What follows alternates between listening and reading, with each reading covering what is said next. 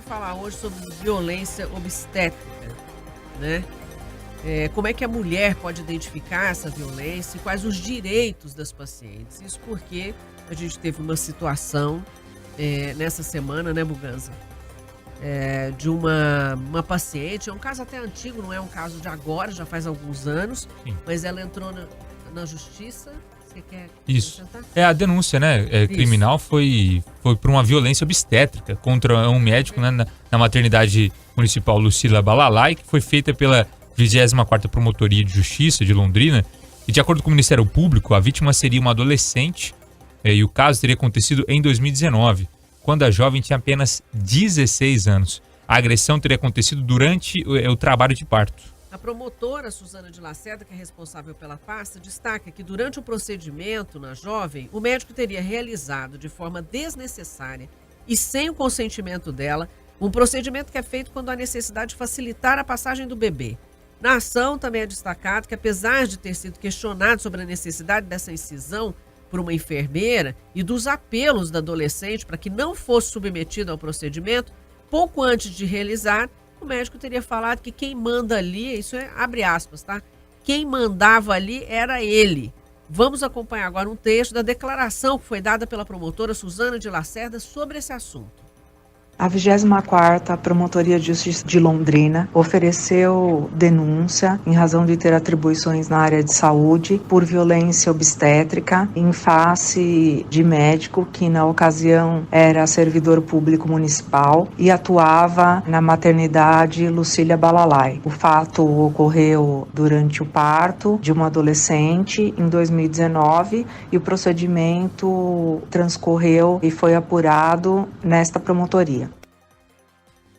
A denúncia que a produção da Jovem Pan News teve acesso também é relatado que o médico não aguardou a expulsão espontânea da placenta, o que levou a diversas complicações posteriores e que durante todo o parto, em várias ocasiões, teria constrangido e humilhado a adolescente, causando danos emocionais à vítima. O Ministério Público também denunciou o profissional de saúde por falsidade ideológica, já que ele teria inserido informações falsas nos documentos relacionados ao prontuário da paciente.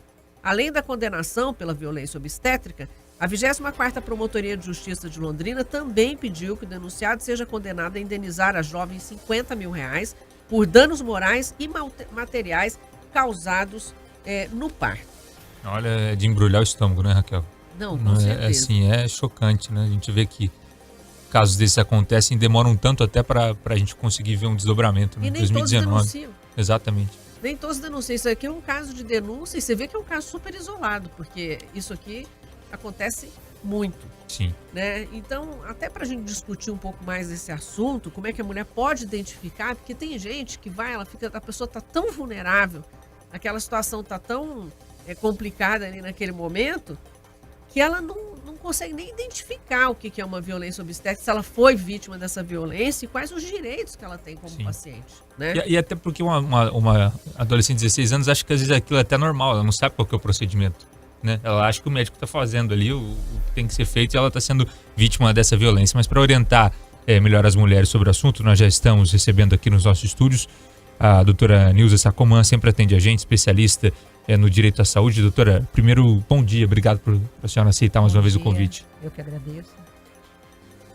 Doutora Nilza, a mulher tem direito na hora do parto? Quais são esses direitos?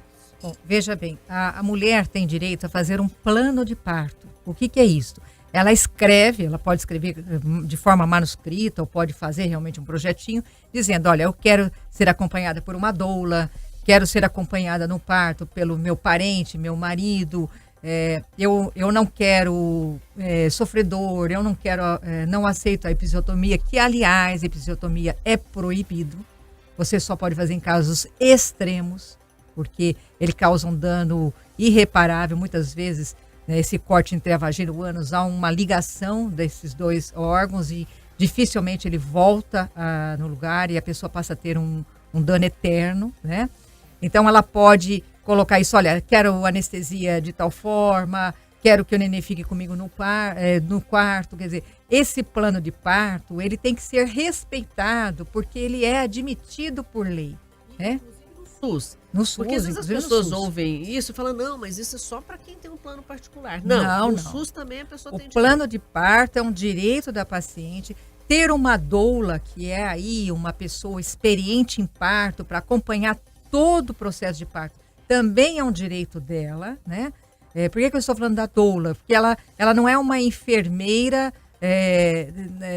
versada em parto. Às vezes não é nem enfermeira, não tem nem a titulação, mas ela tem a titulação de doula, que é onde ela vai estar lá para proteger a parturiente, para que ela não sofra, neste caso, como ocorreu, o dano psicológico, o dano moral, né?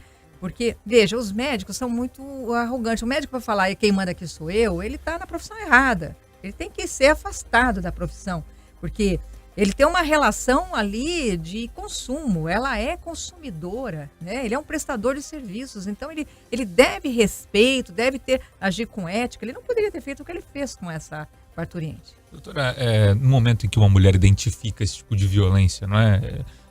Isso após o parto, qual que é a primeira decisão que ela tem que tomar, né? Quem ela pode procurar, né? Quem pode dar um primeiro auxílio, até para isso depois virar um processo, enfim. Ela deve, primeira coisa de tudo, é fazer um boletim de ocorrência. Ir até a polícia, dizer, olha, fui vítima de danos morais e materiais porque ele mexeu no meu corpo, ele violou o meu corpo e eu não tinha dado essa permissão. Morais porque eu fui submetida a maus tratos, né? Então ela faz um boletim de ocorrência, porque aquele boletim de ocorrência provavelmente vai ser instaurado um inquérito policial e se transformará num processo se o promotor entender que há elementos para a denúncia. Mas deve também procurar, se ela não tiver condições de contratar um advogado, a própria promotoria ou os próprios centros de atendimento à população que tem nas faculdades e pedir o auxílio de um advogado para propor uma ação. Neste caso, Buganza, que era um funcionário municipal, o município tem que ser envolvido no processo.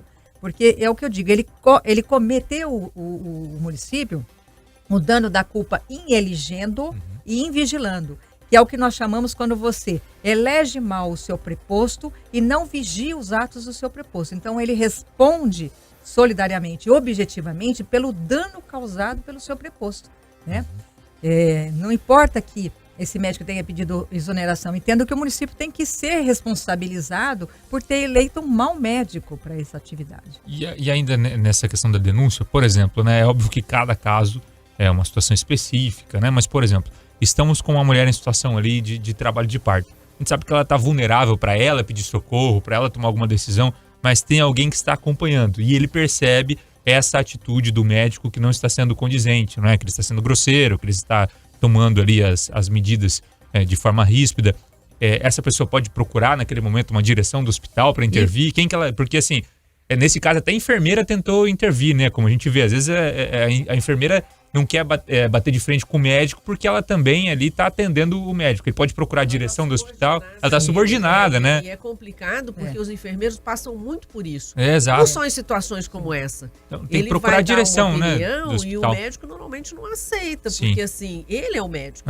Não, eu concordo. Procura a direção do hospital, no caso eu como concordo. O enfermeiro, ele está numa posição subordinada, ele se acanha, ele poderia ter procurado a direção do hospital. Por isso que eu digo que o trabalho, que o projeto de parto é importante, porque se estivesse ali um acompanhante presenciando todo o trabalho de parto, ele imediatamente iria recorrer até a direção do hospital. Se o hospital não fizesse nada, ele ligaria no 190, pediria a polícia e iria sustar aquele ato. Sim. Entendeu? Então, a parturiente, ela tem direito a ter um acompanhante ao seu lado, acompanhando todo o processo de parto. Quando os médicos impedem, eles estão errados. Se o hospital impedir, chama a polícia, exige os seus direitos. Porque essas pessoas muito simples, eu concordo, uma adolescente não sabe os seus direitos, mas ela tinha o direito de ser assistida por alguém. Ela tinha o direito de estar com alguém ali, cuidando dela, protegendo pela sua integridade física. Porque a enfermeira, por mais que ela tenha ficado muito preocupada e chocada, ela estava numa relação ali de subordinação.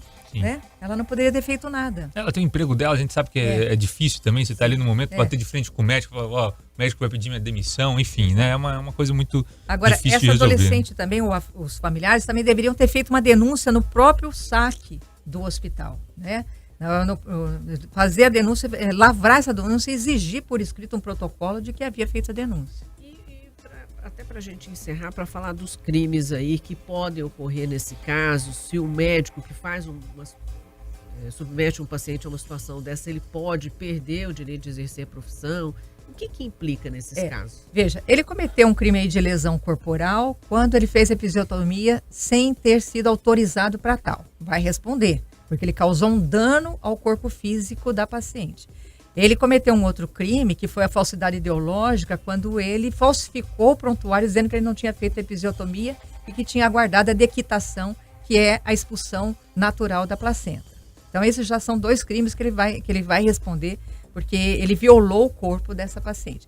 No Conselho Regional de Medicina, ele sofrerá aí, se ele foi já denunciado e deverá ser pelo Ministério Público, ele vai sofrer as suas punições. Poderá ter uma advertência, uma suspensão ou até uma cassação do seu registro profissional, dado a gravidade do ato.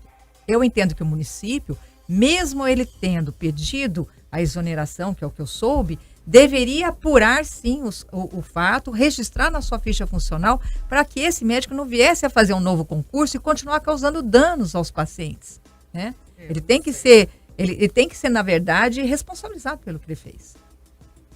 Doutora Nilza, muito obrigada. Você quer fazer mais um? Não, acho que a gente deixou bem clara a situação e fez um alerta importante para as mulheres também, né? Importantíssimo. Porque a gente fica pensando qual que é o conhecimento que essa adolescente tinha com 16 anos, né, para um trabalho de parto como esse. Então, acho essencial, doutor, ter trazido essa forma de como pedir socorro, qual o direito da mulher e até esse preparo, né, antes do parto, né, anterior do parto. Se me permite colocar, claro. Veja, essa adolescente tinha 16 anos de idade, não era então. maior de idade, tinha o direito de ser assistida por um representante legal.